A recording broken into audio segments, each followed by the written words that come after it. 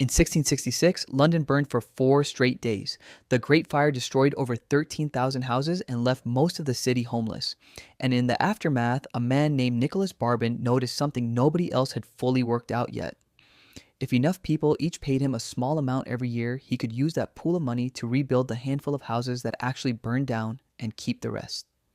He opened what's considered the first fire insurance company a few years later. It wasn't charity. It wasn't even really about fire. It was a math problem. And Barbin had figured out that if you get the math right, you can charge 1,000 people for a disaster that only happens to one of them and still come out ahead on every single one of the 1,000. That's still the entire business, almost 360 years later, just with better spreadsheets. And once you actually see the mechanics behind it, the way insurance companies price risk, the specific ways your premium gets denied, even when your claim is legitimate, and where the real profit sits, you start noticing something most people never think about. The insurance industry isn't in the business of paying out claims. It's in the business of collecting money and delaying, reducing, or avoiding the moment it has to give any of it back. My name is Alex, and I spend a lot of time reading insurance company financial filings, which sounds like a strange hobby until you realize these filings explain exactly why your premium went up 20% this year, even though you never filed a claim. If you've ever paid an insurance bill and wondered where all that money actually goes, this video walks through the real mechanics. Here's what this covers: the two completely different ways insurance companies make money. One obvious and one almost nobody talks about. The specific mathematical concept that lets an insurer profit even in years when they pay out more in claims than they collect in premiums. Why claim denials aren't random mistakes, but a calculated business decision with real numbers behind them. And the specific moment in the last few decades when insurance quietly stopped being about spreading risk and became something closer to a financial trading operation. This isn't a video telling you insurance is a scam or that you shouldn't buy it. Insurance, done honestly, solves a real problem. Nobody can afford to individually save enough to cover a house fire or a major surgery. This is a video about the machine underneath the product because once you see how the machine actually makes its money, you understand your own policy completely differently. Quick thing before we get into it. I put together a free tool that shows you exactly how your specific premium compares to what an actuary would calculate as the fair, risk-based price for your situation, using the same tables insurers use internally. Links in the description. I only ask for an email to send you the results. Picture a casino again, because it's the cleanest way to understand this industry, and the comparison isn't an insult, it's literally how actuaries are trained to think. A casino doesn't need to know whether any individual gambler wins or loses on a given hand. It needs the odds on every single game to be mathematically tilted in its favor by a small, precise, reliable percentage, and then it needs enough volume running through those games that the law of large numbers takes over and turns that small edge into a guaranteed, predictable profit every single quarter. Insurance runs on the identical principle. No insurer needs to know whether your house burns down this year. It needs to know, across a pool of 1 million similar houses, roughly how many will burn down, how severely, and how much that will cost, and then price premiums across that whole pool so the total collected always exceeds the total paid out. By design, every single year, with almost no exceptions. The first and most obvious profit engine is called the underwriting margin, and it's simply the gap between premiums collected and claims paid out minus operating costs. This number gets tracked industry-wide as something called the combined ratio, total claims paid plus operating expenses, divided by total premiums collected. A combined ratio under 100 means the insurer made a genuine underwriting profit. They collected more than they paid out. A combined ratio over 100 sounds like a loss, and technically it is one on paper, but the part almost nobody outside the industry understands is this. A combined ratio slightly above 100 is often still wildly profitable for the company overall. And that's not a contradiction. It's the second engine kicking in. That second engine is called the float, and it's the actual secret to how this entire industry generates the profits it does. When you pay a premium, the insurance company doesn't hold that money in a vault waiting to pay a future claim. It invests it immediately in bonds, stocks, real estate, and other assets, and it keeps every dollar of return those investments generate. The gap in time between collecting your premium and eventually paying out a claim, sometimes months, sometimes years, sometimes decades in the case of life insurance, is money the insurer gets to invest and profit from in the meantime, an interest-free loan in effect from every policyholder to the company. At massive scale, continuously renewed as new premiums come in faster than old claims go out. Warren Buffett has talked about this openly for decades. Berkshire Hathaway's insurance operations generate float that gets deployed into the rest of his investment portfolio, and he's been explicit that the float itself, not just the underwriting profit, is a huge part of why insurance businesses are so valuable to own. An insurer can run a combined ratio of 103, technically losing 3 cents on every dollar of premium from pure underwriting, and still be enormously profitable once you account for what that premium money earned while it was sitting invested before the claim ever got paid. Let's put real numbers on this so it's not abstract. Say an insurer collects $10 billion in premiums in a given year and pays out $10.3 billion in claims and expenses, a combined ratio of 103, a loss on paper, but that $10 billion in premium wasn't sitting still. It was invested the entire time it existed as float, and even a conservative 5% annual return on an average float balance of several billion dollars, because policies renew and premiums keep flowing in continuously, can easily generate more than that $300 million underwriting shortfall. The company posts a technical underwriting loss and a real, sometimes enormous, overall profit in the same fiscal year. And almost nobody outside the industry ever notices the distinction because the headline number, did they lose money on claims, is the wrong question entirely. This explains something that confuses a lot of people: why insurance companies sometimes seem almost indifferent to underwriting discipline in competitive markets, occasionally pricing policies aggressively low to win market share even when it means a combined ratio creeping above 100. If the float generated from a larger pool of premiums more than makes up for a thin or slightly negative underwriting margin, growing the pool matters more than perfecting the underwriting on any individual policy.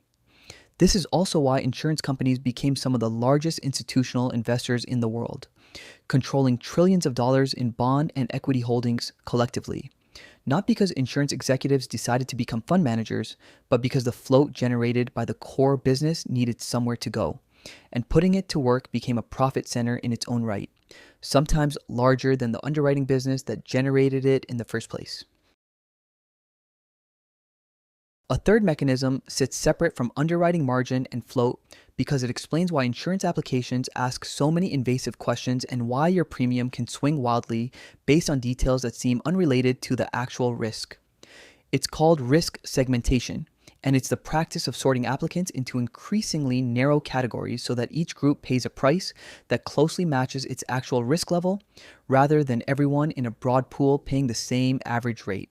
This sounds fair on the surface, and in a limited sense it is. Someone who smokes genuinely does cost more to insure than someone who doesn't, and charging them differently reflects real risk rather than overcharging non-smokers to subsidize smokers. But segmentation taken to its logical extreme starts to work against the entire original premise of insurance, which was pooling risk across a broad group so nobody individually bears the full cost of bad luck. The more accurately an insurer can predict your individual risk using data, driving habits tracked through an app, genetic testing results, detailed medical history, credit-based insurance scores that have nothing directly to do with the risk being insured, the less actual risk pooling is happening, and the more the pricing model starts to resemble charging each person close to what their expected claims will cost, plus a margin.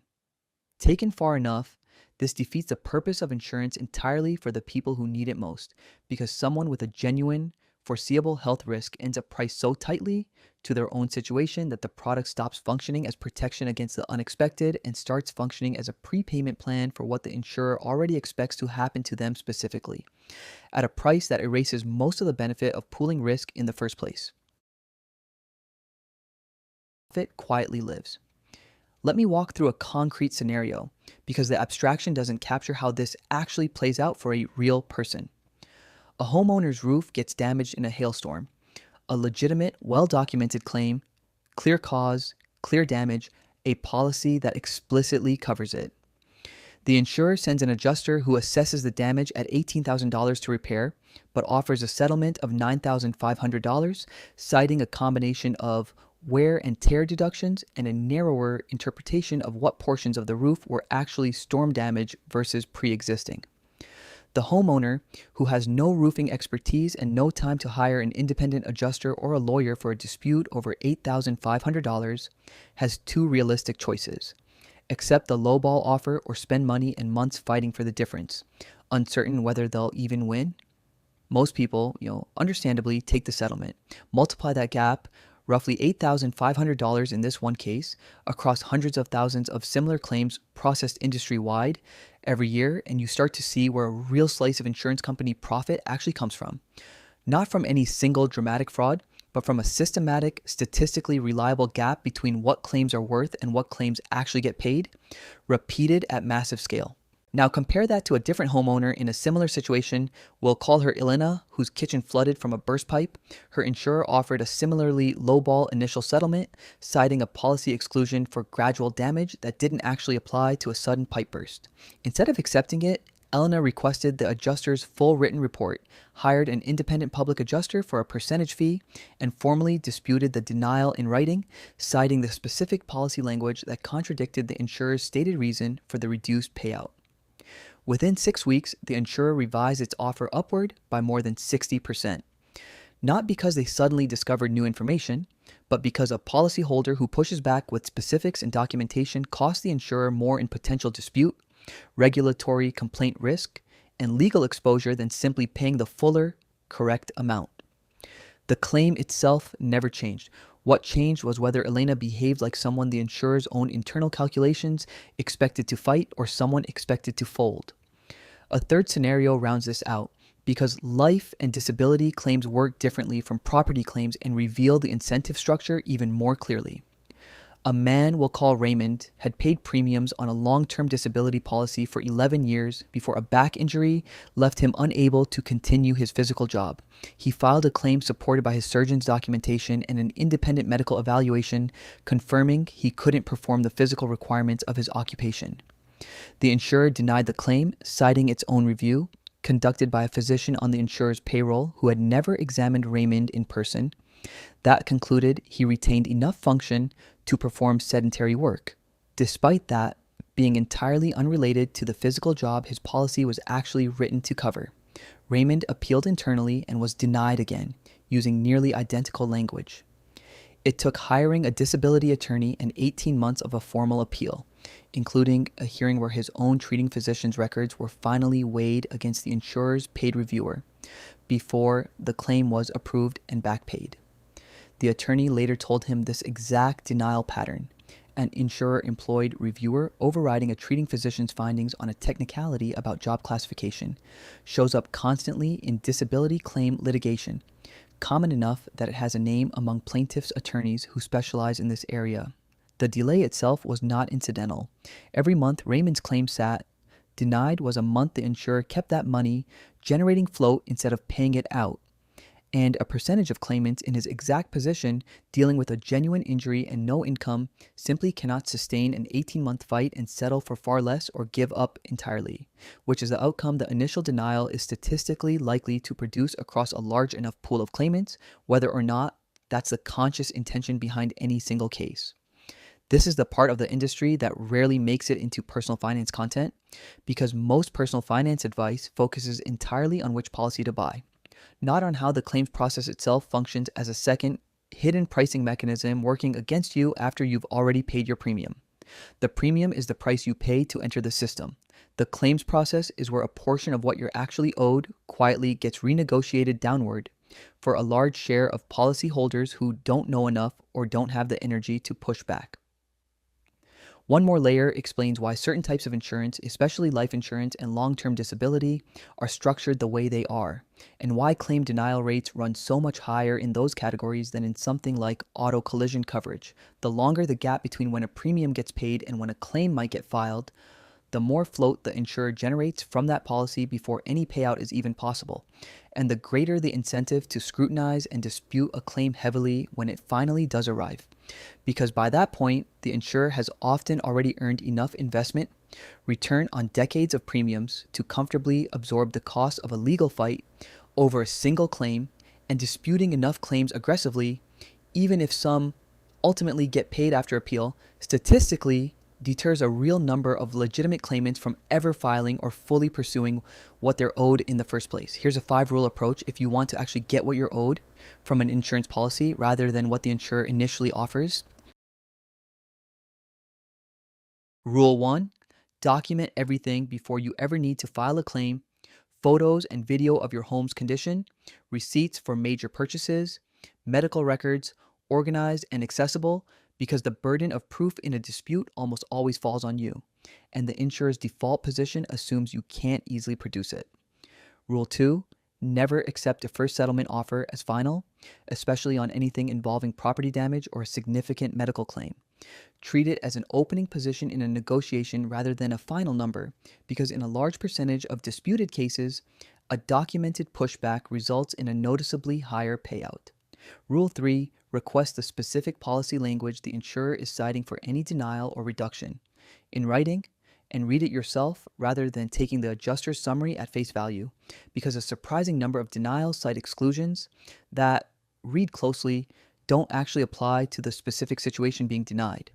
Rule 4: understand that public adjusters and, for larger disputes, attorneys who specialize in insurance claims typically work on contingency, meaning they only get paid a percentage of whatever additional amount they recover, which means for any claim large enough to matter, getting a second opinion costs you nothing upfront and statistically tends to significantly increase the final payout.